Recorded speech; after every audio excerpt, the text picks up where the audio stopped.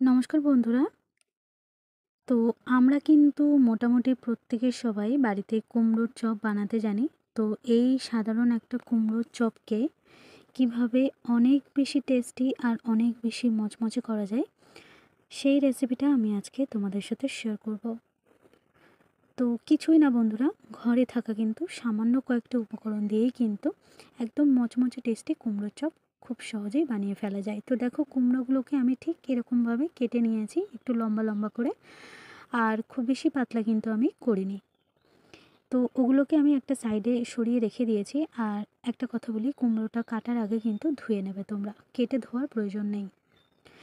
এবার আমি দেখো, এখানে একটা বাটির মধ্যে আমি নিয়ে নিচ্ছি 4 টেবিল চামচের মতো বেসন। এই বেসনের মধ্যে আমি দিয়ে দিচ্ছি 2 টেবিল চামচের মতো কিন্তু চালের গুঁড়ো। তো 4 টেবিল চামচ বেসনের সাথে 2 টেবিল চামচ চালের গুঁড়ো, আর দিয়েছি 1 চিমটি মতো কালো জিরা, পরিমাণ মতো লবণ। তো সব কিছু আমি ভালো করে একটু মিশিয়ে নিয়েছি।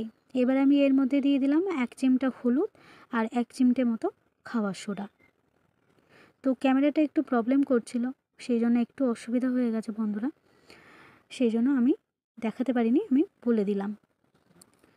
আর স্ক্রিনে তো দেওয়াই রয়েছে কি কতটা আমি মেজারমেন্ট নিয়েছি। এবার আমি এর মধ্যে দিয়ে দিলাম পরিমাণ মতো জল। তো আমি জলটা কিন্তু অল্প অল্প করে দেব, আমি একসাথে খুব বেশি জল দেব না, একটু অল্প অল্প করে জল দেব। আর একটা মোটা ব্যাটার বানিয়ে নেব। তো চলো, আমি অল্প অল্প করে জল দিয়ে ব্যাটারটা বানিয়ে নিচ্ছি। আর একটা জিনিস দেখো, এরকম একটু মোটা টাইপের করে ব্যাটারটা কিন্তু অনেকক্ষণ ধরে কিন্তু ফেটাতে হবে, তবেই কিন্তু কুমড়োর চপটা খুব মচমচে হবে। আর আরও একটা সিক্রেট আমি দেখাচ্ছি বন্ধুরা, একটু অপেক্ষা করো। তো আরও একটু জল এখানে লাগবে, আরও একটু জল দিয়ে আমি একটু ব্যাটারটা ঠিক কীরকম রাখছি তোমরা সেটা নিশ্চিত বুঝতে পারবে। দেখো, আর খুব ভালো করে কিন্তু এটাকে ফেটাতে হবে। তো দেখো, আমি ঠিক এরকম পরিমাপ রেখেছি, আমি কিন্তু এর মধ্যে আর কোনো জল ইউজ করব না, আমি এই রকমই রাখবো, কারণ কুমড়োর চপগুলো কিন্তু ব্যাটারটা একটু মোটা টাইপের হয়। তো দেখো, আমি এই ব্যাটারটা এখানে তৈরি করে নিয়েছি। আর এবার আমি এর মধ্যে দিয়ে দেব একটু ফুটন্ত তেল। তো আমি এখানে একটু সাদা তেল, দেখো এই কড়াইয়ের মধ্যে আমি সবসময় বলেছি বন্ধুরা, আমি বিভিন্ন ভাজা করার জন্য আমি আলাদা তেল একটা জায়গায় আমি কড়াতে রেখেই দিই, সেই কড়াটাতেই আমি ভাজা বানাই, বিভিন্ন ধরনের যে সমস্ত তেলে ভাজাগুলো সেগুলো বানিয়ে থাকি। তো দেখো, সেই তেলটা কিন্তু এখন একটু গরম হয়ে গেছে, আর আমি এখান থেকে একটা মিডিয়াম যে নর্মাল হাতাগুলো হয় সেই হাতা দিয়ে 2 হাতা গরম তেল আমি কিন্তু এই ব্যাটারের মধ্যে দিয়ে দেব। তো এটাই কিন্তু সিক্রেট বন্ধুরা, চালের গুঁড়োটাও অবশ্যই এরকম কোয়ান্টিটি ইউজ করবে, আর অবশ্যই করে এখানে 2 চামচের মতো একটু গরম তেল দিয়ে দেবে ব্যাটারের মধ্যে। তো এইবার ব্যাটারটাকে আবারও ভালো করে মিশিয়ে দেবো, সেই জন্য কিন্তু আমি প্রথমে বেসনের ব্যাটারটা একটু মোটা রেখেছিলাম। তো দেখো, এইভাবে আরও কিছুক্ষণ আমি একটু ফেটিয়ে নিচ্ছি ব্যাটারটা, যাতে তেলের সাথে এই ব্যাটারটা খুব ভালোভাবে মিশে যায়।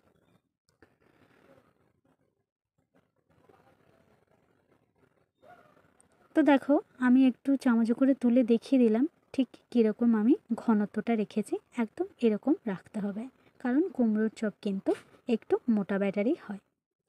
এবার আমি দেখো একটা একটা করে কুমড়োর চপ এর মধ্যে, মানে কুমড়োর পিসগুলোকে এর মধ্যে বেসনের ব্যাটারের মধ্যে আমি ডুবিয়ে নেব, আর গরম গরম তেলের মধ্যে এগুলোকে কিন্তু ছেড়ে দেব।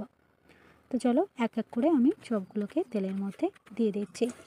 আর আমি কিন্তু এখানে একসাথে খুব বেশি করে দিতে যাব না, তাহলে কিন্তু দেখা যাবে কুমড়োর চপগুলো ফুলছে না আর খেতেও ভালো লাগছে না।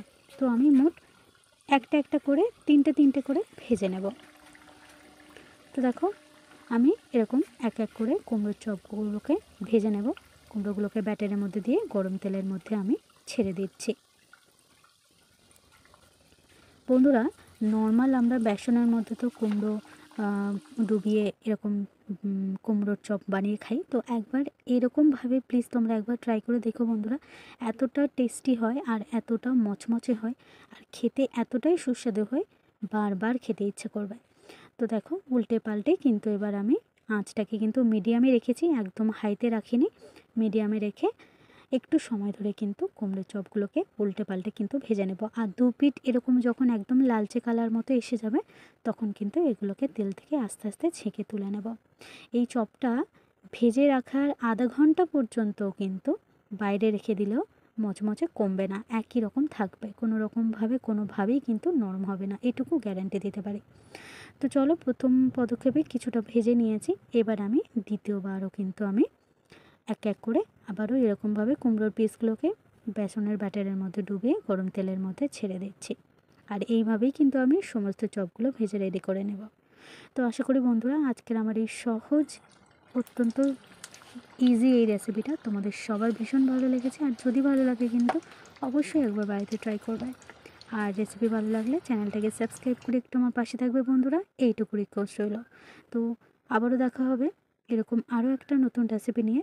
আর রেসিপি কেমন লাগলো অবশ্যই একবার কমেন্টে জানাবে। তো চলো, আজ এই পর্যন্তই, সবাইকে টাটা, আসছি আরও একটা নতুন রেসিপি নিয়ে।